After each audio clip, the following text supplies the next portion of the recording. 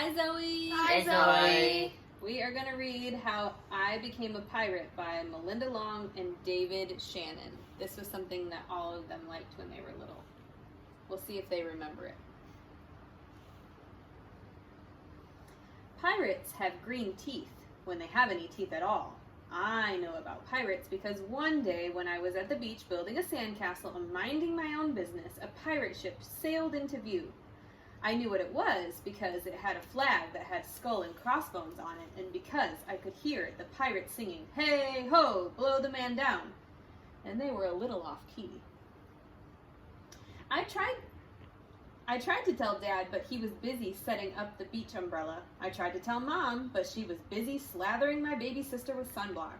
So I went back to my sandcastle, but I kept an eye on those pirates, and by then they were rowing to shore. When they landed, the pirate climbed off the boat and yelled, "Ahoy there, matey! Be this the Spanish Main?" "No," I said, "this is North Beach."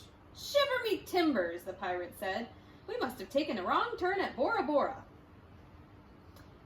He walked around my sandcastle. He looked at the moat and yelled back at his crew, "He's a digger, he is, and a good one to boot."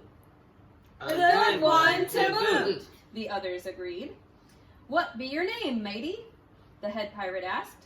"Jeremy Jacobs, sir," I told him. "Well, Jeremy Jacob," he said, "you're looking at Braidbeard and his crew. We've been needing a digger like yourself. We've a chest of treasure to bury." "Aye, treasure!" "Aye, treasure!" the others shouted. "You're coming with us," Braidbeard told me. I didn't think Mom and Dad would mind as long as I got back in time for soccer practice the next day.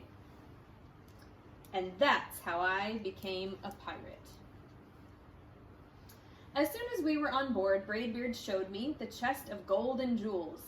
"Gotta find a safe place for this here treasure. It's high time we're off," he announced. We're off! They all shouted. And then they set sail. There was plenty to do on board. The pirates taught me to sing sea chanties, the louder the better, and to say real pilot stuff like landlubber and scurvy dog. By dinner time, I could speak pirate perfectly.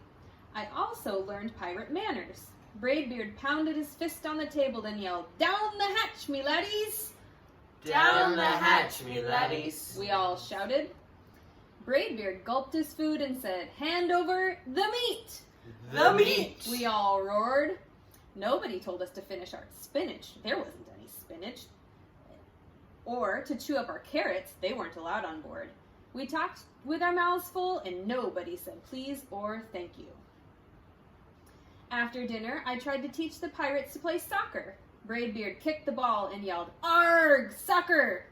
"Arg, soccer!" the crew yelled. Then everybody dove for the ball at once, and it rolled right off the deck. "After it, me hearties," Braidbeard commanded. "After it?" we all whispered. After it. We fought over who would go get the ball, but it didn't matter anyway because a shark came along and swallowed it in one gulp. So much for soccer. By now it was past my bedtime, but nobody tells pirates when to go to bed, when to take a bath, or to brush their teeth. Maybe that's why their teeth are green. Pirates sleep with one eye open, just in case. Right, RJ? Yeah. They don't change into pajamas unless they want to. Pirates don't do anything they don't want to, except for maybe swabbing the decks. I wanted to be a pirate forever. But then I found out what else they don't do. When I couldn't stay awake any longer, I asked Braidbeard to tuck me in and read me a story. "Tuck you in," he bellowed. "Pirates don't tuck." "No tucking," the crew cried. The only thing they had to read was a map. "Don't you have any books?" I asked. Braidbeard looked confused. "Books?" I didn't even bother to ask about a goodnight kiss. It wasn't easy to fall asleep without a story, but I was finally dozing off when a storm broke. Thunder boomed and lightning crashed. I tried to hide under the covers as the waves slammed up against the ship, but I kept falling out of my hammock. I couldn't find anyone in the cabin. They were all on deck. "Lower the sails," Braidbeard shouted. "Batten down the hatches." Everybody ran around yelling and lowering and battening. Nobody had time to sit close and tell me it would be over soon. Nobody even noticed me.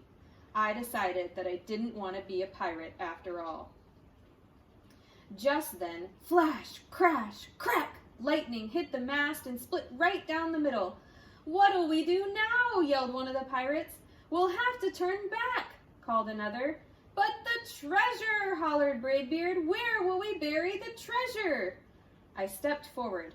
"Maybe I can help," I shouted over the wind. "I think I know the perfect digging spot." When the storm was over, we rowed back to shore and buried the chest. We drew a map so we could find the treasure again, but I don't think I'll need it. After that, the pirates repaired the ship and got ready to sail. Before they left, Braidbeard handed me a flag and said, "You'll make a fine pirate, Jeremy Jacob. Guard that treasure well. We'll be back to get it soon enough." Soon enough. The crew repeated. "And if you ever need us," Braidbeard added, "just run the Jolly Roger up yonder pole." Up yonder pole. The others shouted, "And maybe I will, but not today. I have soccer practice."